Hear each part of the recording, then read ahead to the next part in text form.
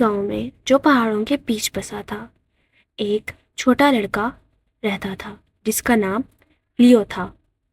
لیو کو اپنے گاؤں میں اپنی دیا اور دل سے مدد کرنے کے لیے جانا جاتا تھا۔ وہ ہمیشہ اپنے پڑوسیوں کی مدد کرتا، دوستوں کے ساتھ اپنا کھانا بانٹتا اور جب کسی کو ضرورت ہوتی تو اپنے پیسے بھی دے دیتا۔ لیکن لیو بہت غریب تھا۔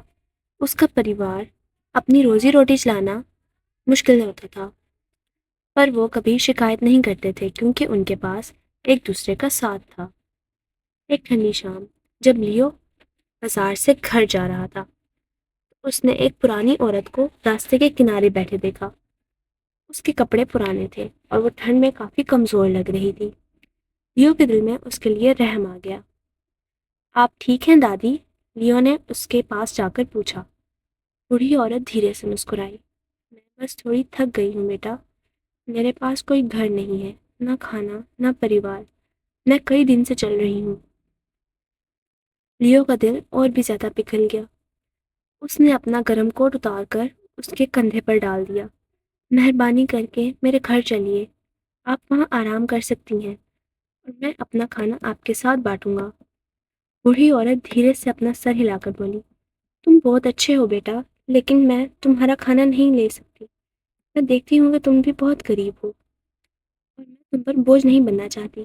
لیکن لیو نے ضدی ہو کر کہا، نہیں، آپ کوئی بوجھ نہیں ہیں، میں جو کچھ بھی ہوں وہ آپ کے ساتھ بانٹ کر خوش رہوں گا۔ بوڑھی عورت کی آنکھوں میں پیار اور شکریہ تھا۔ اس نے آخری بار کہا، تم بالکل سچ کہہ رہے ہو بیٹا، تمہارے جیسے بچے بہت کم ہوتے ہیں۔ دونوں ساتھ میں لیو کے گھر چلے گئے، جہاں اس کے ماں باپ نے اس کا سواگت کیا۔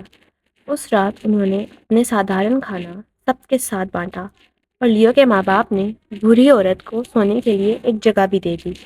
اگلی صبح جب لیو اٹھتا ہے تو بوڑھی عورت غائب تھی، پر اس کے پلو پر ایک چھوٹا سا سونے کا سکہ رکھا تھا۔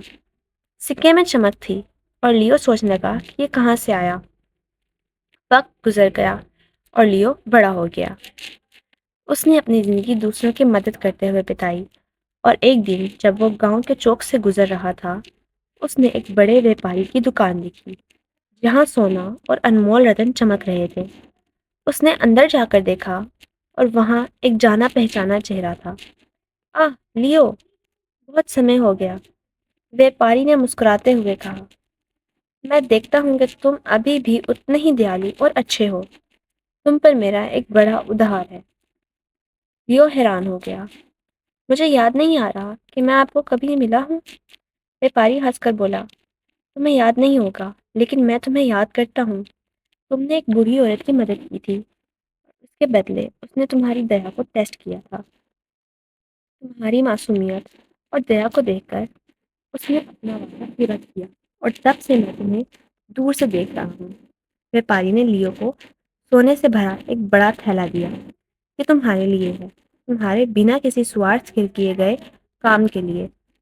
لیو حیران ہو گیا، میں نے کبھی آپ کی مدد نہیں کی تھی، کسی انعام کے لیے، میں تو بس اس لیے مدد کرتا ہوں کیونکہ یہ صحیح تھا۔